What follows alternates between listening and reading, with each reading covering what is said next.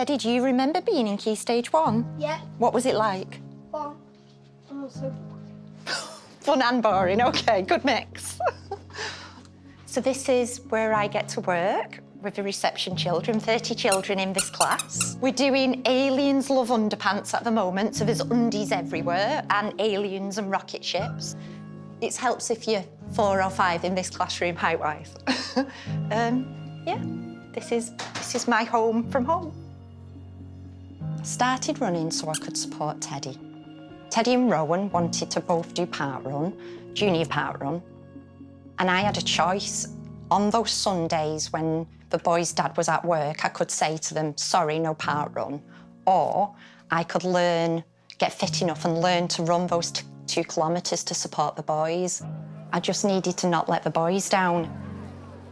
You can grab your signs and start to head out. We will get ready shortly to go. So thank you. Teddy, are you going to do the warm-up with me? We're doing the junior parkrun warm-up, so we're going to do the gorilla stomp. yeah. I remember walking from the car to the point where the start is for junior parkrun and just cracking up a little bit. We've got loads of us today, which is brilliant. It's not that I didn't want to be there, I just didn't want to be feeling the way I was feeling, which was overwhelmed by anxiety. I can remember having symptoms of mental illness when I was as young as 9 years old. Anxiety kind of dominated my life. You find it difficult to do things with your children, even something as simple as going to the park is a huge endeavour. It does shackle you, it does chain you, it keeps you in your home, it keeps you isolated behind a door. I don't like to think how it affects the people who care about me, because mental illness doesn't just affect the person who's been given that diagnosis, it affects every person who loves that person, and that's what's hard.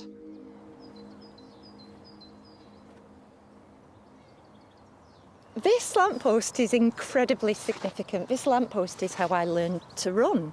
When I began, I was quite overweight, so learning to run for me was starting at a lamppost and just making it to the next lamppost, doing my best, running as best as I could from one lamppost to the next, then dying a little bit, recovering to the next lamppost, and then starting the process over again, lampposting.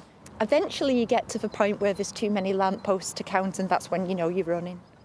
The first time I completed my first junior parkrun with Teddy, I thought, this isn't just for Teddy anymore. I actually quite like this. What's that all about?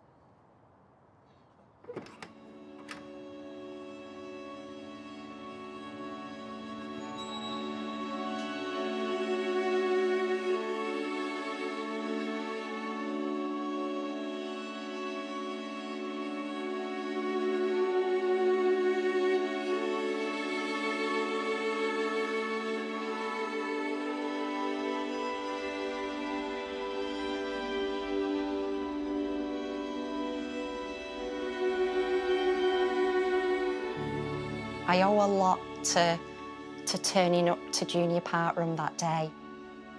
And the run director who was at junior parkrun today was the first run director I ever met, Damien Cowell. Yeah, I owe him so much. OK, we're going to start off with our gorilla stomp, so that's some jogging on the spot. Come on, Ted, let's get going. So we're going to warm up, stay nice and loose. He encouraged me to volunteer for the very first time, and it felt like an enormous thing. Oh, it was an enormous thing, but he supported me and he still does. 1, 2, 3!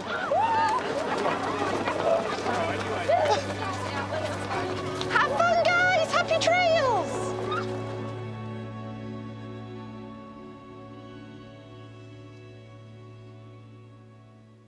I'm so proud of this. Joined Warrington Running Club. We've got my name. If I'm racing, this is what I wear it with pride. The people that I've met, the support that I'm given, the friendships that I've made, some of the most important people in my life, I met them through joining WRC. It's special running Warrington Parkrun. There's always dozens and dozens of club members. It's like arriving at a reunion, this big family. Yeah, I realised I'd said that and then was like, ooh. I love that my mum and dad run. Yeah, we're a bit of a multi-generational running family, and we cheer each other in, and then we all meet at the finish. For me, part of managing the anxiety associated with those crowds of people is running. It just melts, it washes off, it washes away, and I'm free. It's liberating.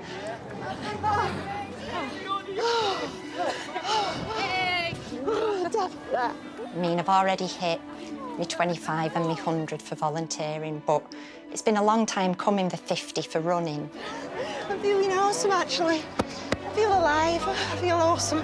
I couldn't have imagined reaching 50 park runs when I started. It's so special. I might just come back. I mean, I know some doctor surgeries are literally prescribing park run now, and I get it. I don't know what I'd do without it. I need it, like I need to breathe and like I need to eat. It's that important. If I met somebody who was like I was before park run, I think I'd tell them that it does get better, that it can get better. I'd say to them, come and walk park run with me. That's what I'd say. I'd say you don't need to be able to run. It doesn't matter what shape or size you are. It doesn't matter if you've got any trainers. It doesn't matter if you can't run 5 feet. I'd say, come and walk it with me. And I'd hold the hand and I'd take them and we'd walk it. That's what I'd say. It's been a completely liberating experience. It's changed me as a person. I find myself unrecognisable. The person who started and the person here today is a different person and a better person for it.